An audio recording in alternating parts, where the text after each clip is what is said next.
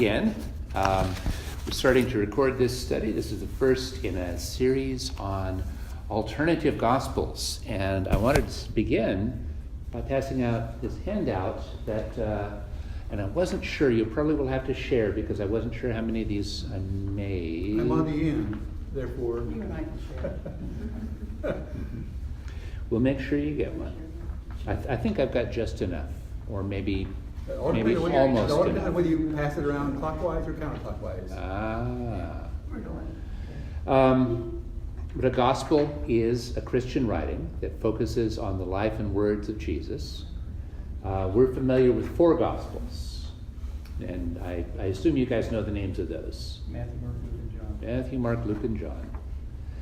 And they're the ones that we're most familiar with tell the story of Jesus' life. Two of them begin at his birth, two of them begin in his adulthood at the beginning of his ministry, and then they proceed through his death and resurrection.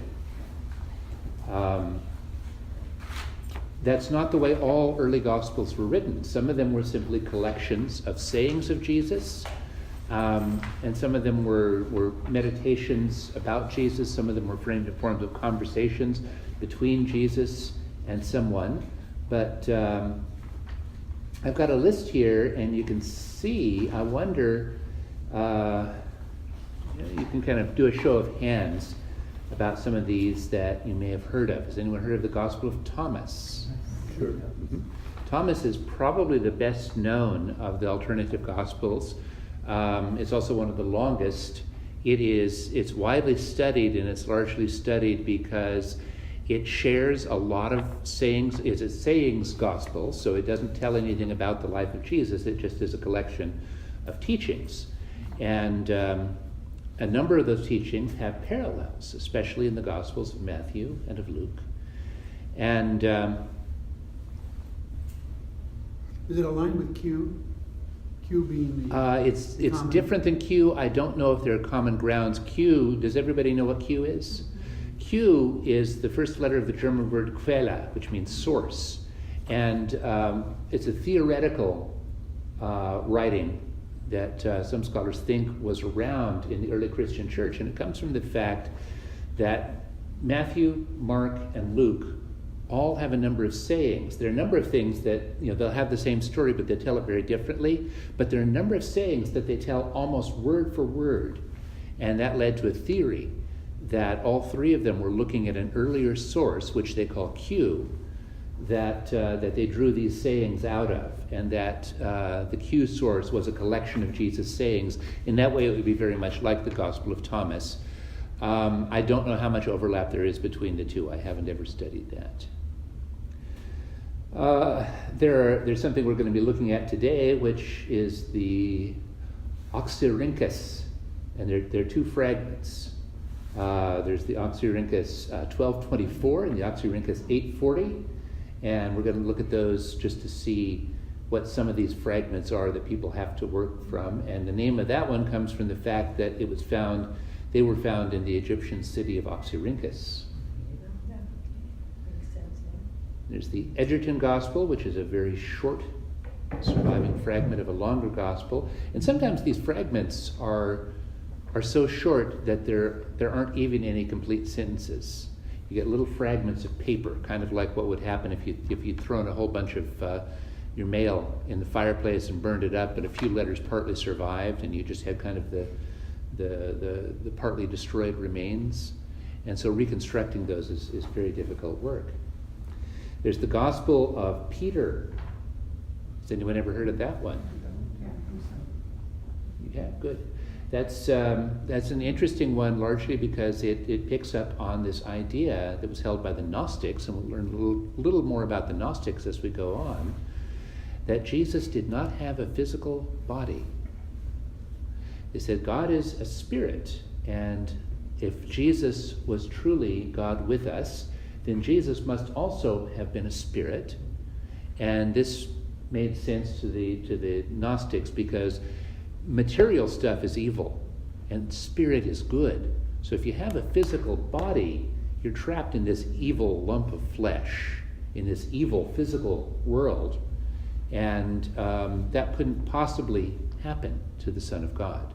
And so Jesus didn't have a body, which meant he didn't feel any of the weaknesses that human beings did. Presumably he didn't need to eat or sleep or breathe. And he didn't suffer on the cross. He, as a spiritual being, he might have chosen to look like he was suffering, but he was just faking. It's interesting because we think some of these Gnostic texts found their way into Christian communities in the areas of Medina and Mecca, because when the Quran refers to Jesus, they say it's a heresy to say that Jesus suffered and died on the cross because God would not let his Holy One suffer and die. And that was very much a Gnostic idea, and so we think that that idea was maybe prevalent among the Christians living in Mecca at the time of Muhammad, and so that was the form of Christianity he knew about. And so when Muslims started running across these other much more common forms of Christianity later on, they thought it was really weird because it wasn't like the Christianity they knew.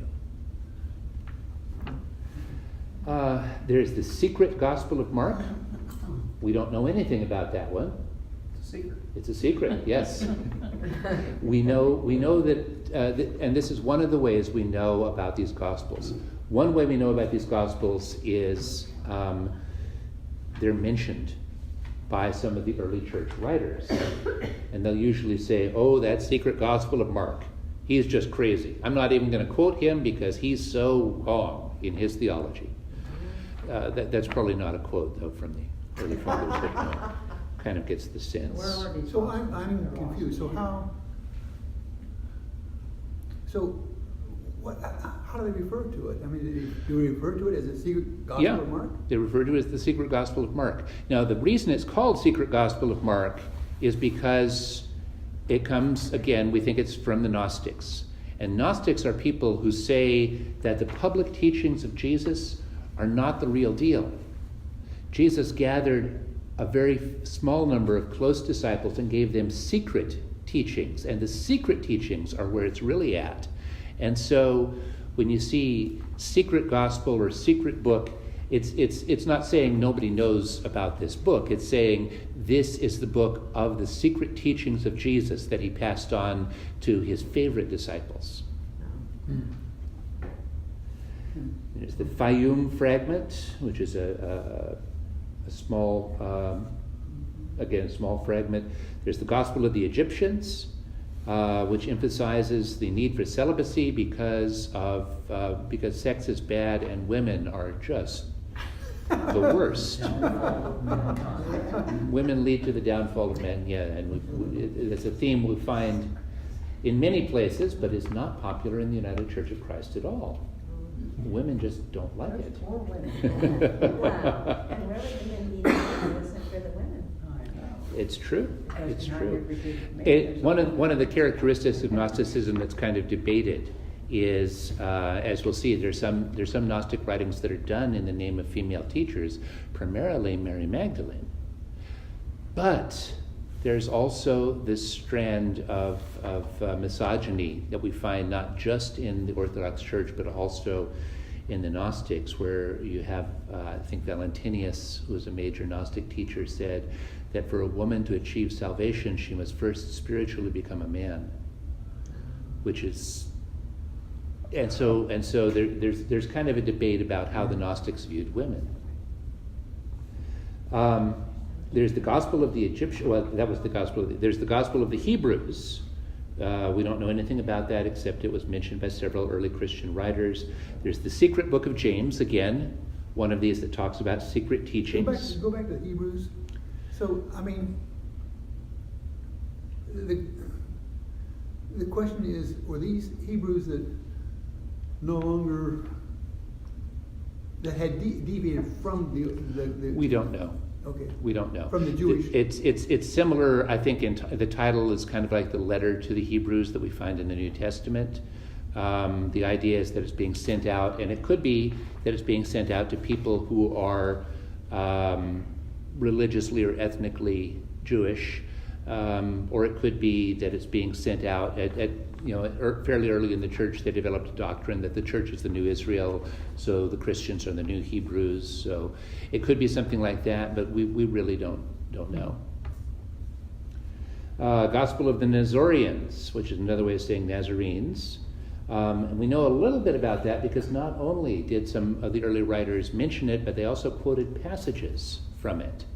And they probably picked and chose their passages because usually when you find one of these alternative gospels written, it's in a book that is talking about heresies and why they're wrong. So they probably cherry-picked the worst passages that they could find to show that it was wrong. There's the Gospel of Eve, which has just a very tantalizing name to it, but we don't know anything about it, unfortunately, except for the title. There's the Gospel of Basilides. There's the Gospel of Matthias. There's the Gospel of Mary, which is one of the ones that we will be looking at. And the Mary of that Gospel is Mary Magdalene. And there is a tradition, particularly among the Gnostics, but also among Christians, that Mary Magdalene was a disciple of Jesus, and that Mary Magdalene was one of the most important disciples of Jesus. In fact, St. Augustine of Hippo refers to her as the apostle to the apostles. Someone claims that she's the wife of Jesus. There are a number of modern people who've said that, and they'll frequently point back to the Gospel of Mary Magdalene, and even more to the Gospel of Philip, which we're also going to read, and say these prove that Jesus was married to Mary Magdalene, which I don't think they do, but we'll get to that. There's the Gospel of the Savior, the Gospel of Perfection. Some of these have really interesting names. The Gospel of Marcion. That's a form of the Gospel of Luke that was edited by an early Christian writer named Marcion. Marcion believed that the God in the Old Testament and the God in the New Testament were two completely different people, and this is a complaint you hear in modern churches all the time. The Old Testament is just so nasty and wrathful. I like the New Testament better. The New Testament is peaceful and loving, and the Old Testament, I just don't see why we need to read that stuff at all. And so he came to the conclusion that there are two. Don't you? What's that? I kind of agree, don't you? Well, a lot of us do. I think when you look, you can find a lot of the ethics and a lot of the beauty of the New Testament in parts of the Old Testament. You can find a lot of nastiness in the Old Testament too, and it's legitimately there, and that's maybe the focus for another class. And so I think this was denounced as a heresy, but it's a popular heresy because we can kind of sympathize with it. There's some bad stuff in the Old Testament. One of the most problematic stories in the Old Testament that pops into my mind is the story of Elisha the prophet and the boys and the bears. And that was Elisha was wandering through a town, and the boys in the town started harassing him, saying, "Go ahead, bald head. Go away, baldy." And so Elisha called down a curse from God on the boys of the town, and 2 she-bears came out of the woods and ate them. She-bears? Yes. Yes, the bears ate the boys. Bad boys. Yes. And so, and I actually ran across an online children's sermon where you tell that story and then tell the kids that the moral is don't make fun of bald people.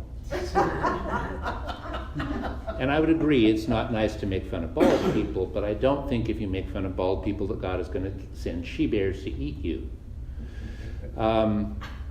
But don't test it. It's it's one of those things that's there, and modern people look at that and we just kind of shake our heads and think, that's an awful story. Why is it there? I had a friend, though, who wanted to, he said, you know how people will go to a football game and they'll hold up a sign that says John 3:16, and then the announcers will look it up and read it on air. He said he wanted to hold up a sign that had the story of Elisha on there at a Bears game.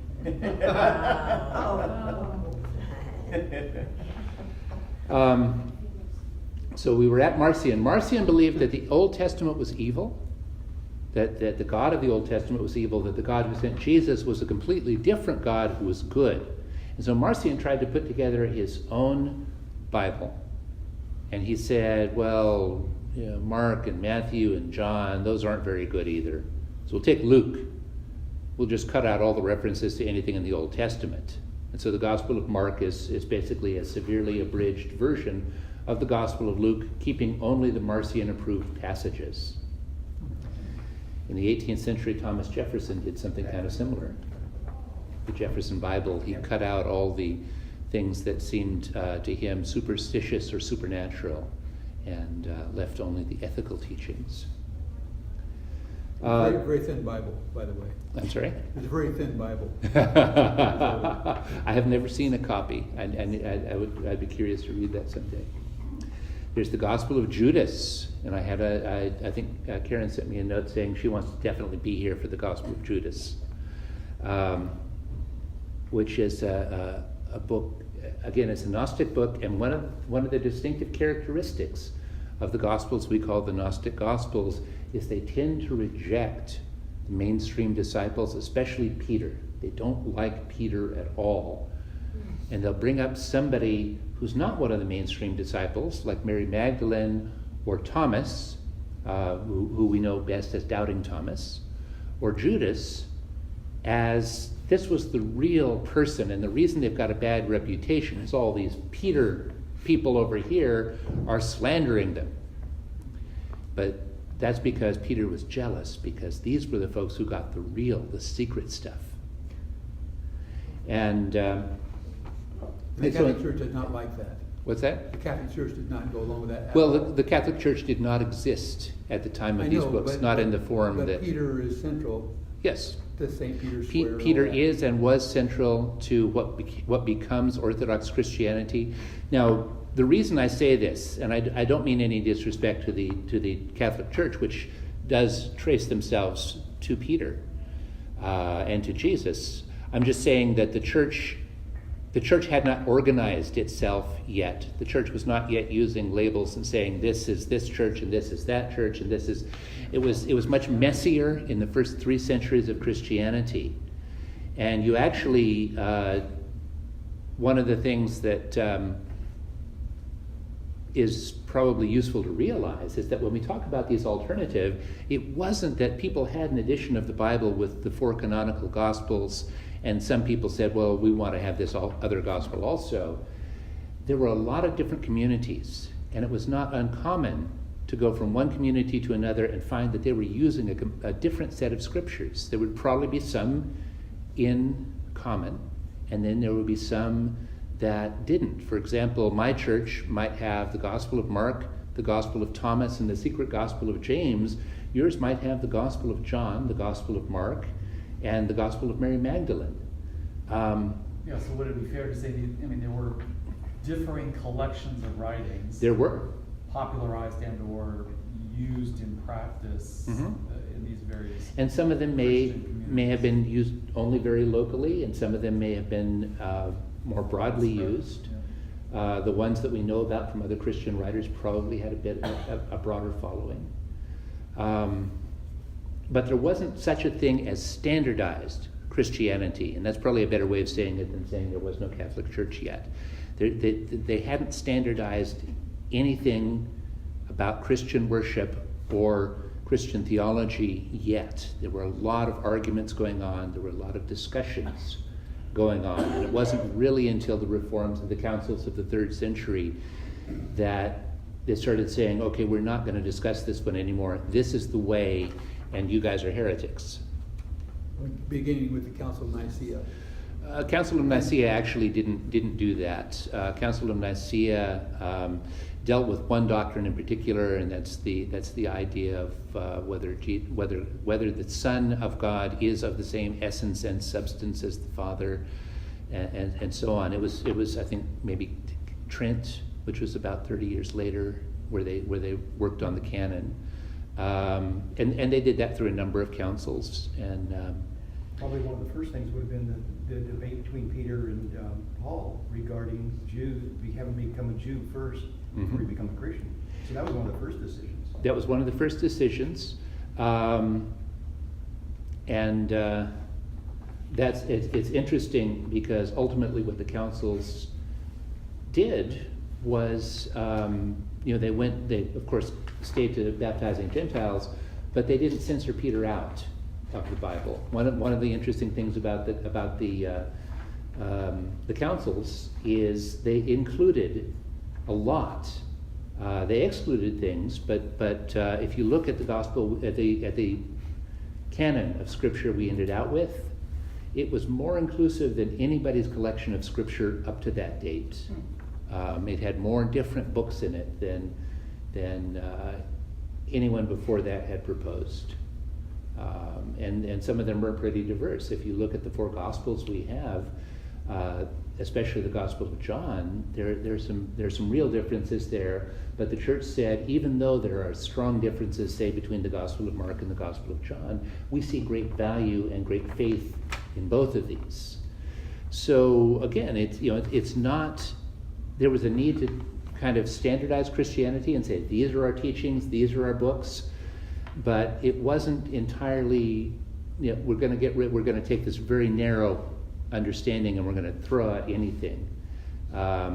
If Marcion had had his way, we'd have had a New Testament without an Old Testament, without 3 Gospels, and without about 40% of the 4th Gospel.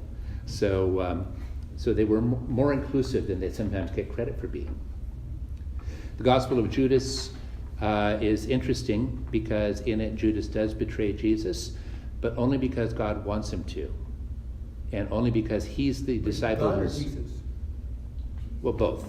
They're kind of. There was communication with Jesus. We are going to read this gospel later, and so when we do, please pay attention to see whether it says God or Jesus. I don't think it differentiates that sharply, but it's been a week or so since I read it, so I'm not remembering that detail very clearly. There is the infancy gospel of James, which is interesting. There are 2 in here, and they're sometimes called the proto-evangelion. Proto-evangelion meaning what happened before the gospel. There were a lot of people wondering in early Christianity, what was Jesus like as a kid? We wonder these things. We all do. And there are books and writings. There was something that a theosophist in the late 19th, early 20th century, I forget, came across that said, well, what did Jesus do between the ages of 12 and 30? Well, he went to India and studied yoga. And he studied with the Tibetan lamas, which was a good trick because there were no lamas in Tibet at that time. But filling in the gaps in Jesus' life has always been something that has captured our imaginations. And it goes on even to this day. There's a novel out there. It's a wonderful comic novel. I wouldn't suggest you take it seriously, but it's hard to imagine anyone taking it seriously. It's called Lamb, and it's the true account of Biff, who is Jesus' childhood friend. And it has Jesus traveling to India and to China, where he studies Kung Fu at the Shaolin Temple, but he's a pacifist, so they make a form of Kung Fu that's entirely peaceful, and they name it Jiu-Jitsu, for the way of the Jew, because he's Jewish. It's a fun, silly take on the life of Jesus, and it entertains us by filling in the details in Jesus' life. So the Gospel of James, however, is not taken seriously, or why did they not like this? The infancy Gospel of James, Yeah, that's which parts of it kind of make their way into tradition. If I mentioned the Immaculate Conception, we Protestants often have a misapprehension about that the Immaculate Conception refers to the conception of Jesus, when actually it refers to the conception of Mary. That story is in the Infancy Gospel of James. The Infancy Gospel of James also contains the miracle of the Holy Diaper. Holy diaper. Holy diaper. Mary was, as they were traveling to Egypt, they stopped in a village, and Mary washed Jesus' swaddling clothes and hung them out on the clothesline to dry. And I think a blind man touched them, and he was healed of his blindness, and a leper touched them, and I believe, I think historically there was a shrine to the Holy Diaper on the road from Jerusalem to Egypt, and pilgrims would go there in the Middle Ages. So there are elements in there that make that give it kind of a secondary importance to. I think there's a dragon in there also that Jesus tames, and so there are stories in there that give it less credibility than the Gospels we have. There's also the Infancy Gospel of Thomas, which is another collection, which I won't spoil for you because that's your homework, will be to read the Infancy Gospel of Thomas. There's the Gospel of the Four Heavenly Realms, the dialogue between John and Jesus, the Dura Europus Gospel Harmony. Now there's another word there that I want to kind of let you know about as part of background, and that is a harmony. Does anybody know what a gospel harmony is? Sounds Amish. It's not a musical harmony, but it is, of course, when we do musical harmony, what we want to do is you want to get different parts to work together to a greater whole. And so what a harmony is somebody who's taking several gospels and fusing them together into one gospel. And you find them out today. There are still churches that use gospel harmonies that basically try to say, okay, well, all of these things must have happened to Jesus, but we just need to put them in order and smooth out the differences between the telling in the different gospels. And they can come up with some kind of inventive things. In the Gospel of John, it's at the very beginning of Jesus' ministry that he goes into Jerusalem and chases the merchants and moneylenders out of the temple. But in the Gospels of Matthew, Mark, and Luke, it's at the end of Jesus' ministry, in that last week after Palm Sunday, that he goes into the temple and cleanses it. And so looking at this, the writers of gospel harmonies have said, well, which one was it? Was it early or was it late? Was John right and the other three wrong, or were the other three right and John was wrong? Or it can't be. None of them can be wrong, so Jesus must have done it twice. And so they'll in these harmonies, they'll refer to the first and second cleansing of the temple, which is something no gospel talks about, the first and second cleansing of the temple. Every gospel reports one. And so you can come up with something that is significantly different than the source material when you harmonize the gospels. This Dura Europos Gospel Harmony is one of the earliest attempts to Justify everything? to justify. That's a good way of phrasing it. There's the Gospel of Philip. The Gospel of Philip is the one that they quote in the Da Vinci Code as proof that Jesus and Mary Magdalene must have been married. And we'll deal with that one another day. Did they have a child? Well, actually, that is a modern theory that a few people have come up with in the late 20th century and early 21st century. Nobody in the time of in the first 3 centuries of Christianity writes anything about a child. So this is a purely theoretical, highly speculative sort of a thing. And I know we had a panel at another church I was at on the Da Vinci Code, and one of them said that while we can't know whether Jesus was or was not married because there's absolutely no mention of it in any of the Gospels one way or the other, we can say that there was not a child of Jesus because in the early church writings we find that James, who was not one of the disciples but was the brother of Jesus. He's frequently referred to in the writings of the early Christians as James, the brother of the Lord. James becomes the leader of the Jerusalem church, even though he wasn't one of Jesus' 12 guys. And his sons become the leaders of the Jerusalem church after him. Now, if a nephew is going to automatically become the head of the most important church in the ancient world, certainly the son or daughter would have had an exalted place in some church in the ancient world, but there's no mention of that. So it seems extremely unlikely that Jesus would have had a child. You said James is Jesus' brother?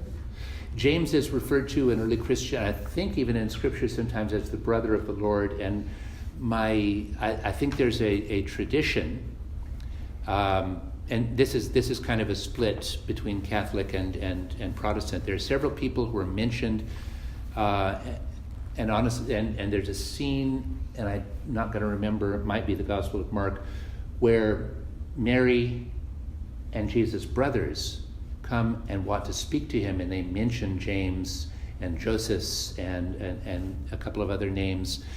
And there's kind of a split between Catholic and Protestant thinking. Protestants say, well, it uses the Greek word for brothers, so we assume that these are Jesus' biological brothers, other sons of Mary. And the Catholic teaching is, Mary was perpetually a virgin, and so these must have been Joseph's children by an earlier marriage, and Joseph was a widower when he met Mary, and so they're Jesus' half-brothers. You don't really know, do we? Well, how does that figure? Did you say it is the firstborn? Of Mary. Of Mary, yes. Of Mary. So he would have had older half-brothers from Joseph and another mother. Older, yes. I thought, okay. Because what I always thought was that the brothers and all that were younger. Jesus was the oldest. There's no indication. If they were younger, it makes sense that they were Mary's children. If they were older, since Jesus was Mary's first, it would make sense that they were not Jesus' biological brothers. Got it. Would not they have had to go to Bethlehem for the taxation purposes also? Well, or maybe they did, and it just wasn't a detail worthy of mention. Okay. There's a lot we can get into with trying to do historical reconstruction, but we're not going to do that today. But the Gospel of Philip really gets into Jesus and Mary, and you'll see some of the reasons when we read it why people like to look at that and speculate on a romantic relationship between Jesus and Mary Magdalene, which must be the way it was, because that's the way it is in Jesus Christ Superstar. Mm-hmm. There's the Holy Book of the Great Invisible Spirit. Some of these books have very elaborate titles. My favorite title in early Christian writings is Thunder, Perfect Mind, which is just kind of an odd title, but it catches your attention. There's the Gospel of Money. Money is, I put Gnostic. I'm not sure it is Gnostic, but it is a book that picks up on the Persian idea that there's a good God and an evil God, and they're perpetually at war with each other, and when the good God is winning, then that's when there are good things happening, and when bad things happen, the bad God must be winning. And We know this one in name only because none of it has survived. right, we do know what the Manichees believed. The followers of Mani believe these things because they're talked about as heretics, and you're basically told, here's who they were, here's what they believed, here's why they were wrong, and that's all there is to say about it. Finally, there's the Gospel of Gamaliel, which is interesting because Gamaliel is a historical person. He was a rabbi. He was the grandson of the great Rabbi Hillel, who was a teacher, many of whose teachings were very closely in line with the teachings of Jesus.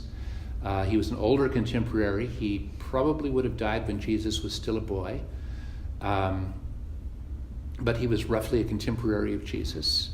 And if the sayings are anything to go by, was possibly an influence on Jesus' thinking. Gamaliel is mentioned in the book of Acts, and he's one of the very few good Pharisees you can find in the New Testament. There's a charge brought against some of the disciples in one of the communities, and a lot of the Pharisees are saying, we need to put him on trial, we need to punish him. And Gamaliel says, no, we need to leave them alone. Because if what they're saying is not from God, it's going to perish of its own accord. Because without God, nothing can thrive. And if it is from God, then, well, we don't want to take action against it because we would accidentally be going against God. And so Gamaliel is regarded, both by Christians and by Jews, as a wise person. So how can we know the existence of several of these gospels but not know anything about them? Because they're mentioned in letters of people like Origen or Tertullian or some of these early church writers, and they'll say, well, we are aware of some of these other gospels that we see as heresy, and they are the gospel of Gamaliel and the gospel of so and so. They're mentioned in name only. They're mentioned in name only, yes. And now I'm going to give you something, and I'm going to pause the recording for a couple of minutes. If I can figure out how to do it. Because I'm going to restart the recording now that you've had a chance to look at the two Oxyrhynchus gospel fragments. As I mentioned before, Oxyrhynchus is the town in Egypt where the fragments were found. Looking it over, what's your impression? Now, Frank has said that the longer of the two fragments we can tell has something to do with purity and with rituals and the sanctity of the temple, and then Jesus saying that all this ritual maybe is kind of superficial, which is something that he also says in the canonical Gospels. And there's not a whole lot to it. The second one, you run into a lot of ... and which ... is used to indicate a hole in the parchment. Yeah. So In the text. yes, so there's we're dealing with two physically small fragments of parchment that don't have much on them. And if this is all you had to go, what would you think that what would you think that Christians believed? What's that? Whatever they wanted to. Whatever they wanted to. Yeah, there's just not a whole lot here, and I wanted to show you these as just kind of an example of what most of the reconstruction of ancient Christian documents is. Well, if these writings occurred, presumably they were whole at some point Yes. in their history. Yes. And so, I mean, to whom are you referring? I mean, to us who have just discovered these mere fragments? Or Right, to us, as we have just discovered these mere fragments. If you had the complete book, you'd know a lot more. But I'm just giving this to you as a way of showing what it is that that scholars often have to deal with, and it's amazing the amount you can deal with. You can looking at the content, the limited content we have, you can say something about the community, about what the concerns of the community were, about who may have written it, and about when it may have been written. These, by the way, were both found in a section of old Oxyrhynchus that was a trash dump, and so they had to go through that trash dump in great detail to find these little fragments. These also don't seem to contradict anything that we have in the Bible. They seem to match up with it, wouldn't you say? Yes, and so we don't know why these Gospels are lost. We don't know if they were deliberately destroyed. We don't know if they were just considered superfluous. Well, why would it rise to the level of being considered a gospel then, other than, let's say, some Christian writer? If it purports to be quoting Jesus, I think that's what they'll do. But you're right. The definition of what is and what isn't a gospel is kind of wiggly. Calling something like the Oxyrhynchus fragments gospels. I mean, I would sooner think We're making an assumption that they're fragments of gospels, but they could be something. They could be fragments of something else. you know, like in the scientific realm, well, something that had credibility or some Mhm. widespread acceptance would be cited in multiple papers. Mhm. So I could sooner see that, okay, if there was a certain writing, and let's say these fragments are from that writing, and it was referenced by other Christian authors as a source Mhm. or lined up with that, Right. you might say, well, clearly this might have been considered a gospel of its era. Mhm. We just don't have much of it surviving. Right. I think the way the scholars look at it is they're not, I mean, we look at the gospel and we say, you take it as gospel. This is an authoritative writing. And they're not looking at it that way. They're looking at it in a much broader sense, in the sense that this is a writing that purports to contain details about the life and teachings of Jesus. And that covers a fairly wide range of writings. If we So ha- so that's a scholarly label that we're putting on these writings, not necessarily It is. how they might have been considered at the time. although it is true that some of the early Christian writers said, well, there's some things that these Christian communities are calling gospels, and we say they're not really gospels. Scholars will still call them gospels because they purport to be gospels. Yes. So yeah, I'm not giving an endorsement of any of these things. It's just as possible that though that's where it was found, that's not where it originated either. It might have served another community. It's possible, although the two Oxyrhynchus fragments, they're different. They're not from the same original document. So there were several documents that made their way to the Oxyrhynchus trash dump. And since we haven't found these fragments anywhere else, we don't know that they were in the Oxyrhynchus Christian community, but that's really the only guess we've got. But you're right. There's more that we don't know than that we do. Wonder who Andrew Bernhardt is that translated these. These are all New Testament scholars, and I did want to give you a reference. There's a website called Early Christian Writings that contains all of these and many, many more early Christian documents. We're not going to be doing all the Gospels that are mentioned on there. But if you look at the list of Gospels that I handed out at the beginning of class, all of those and some more are going to be listed on that website, and they do, and you can view any of them online except the Gospel of Judas. And the reason you can't see the Gospel of Judas online is that one has been copyrighted by the National Geographic Society, and you have to look for National Geographic Gospel of Judas because they're the only ones who have the right to publish it at this time.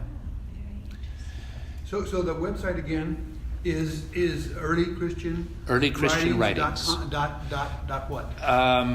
Actually, this is not the address. This is just the name of the site. But if you do a Google search, that's what you'll find. It says .com. I think it. Oh, does it? Yes. Oh, earlychristianwritings.com. okay. I guess that's it. I'm I am misremembering. There's one of these that I'm going to give you, and I'm going to pass them around on this side, because this is your homework for next week. And if you don't get it today,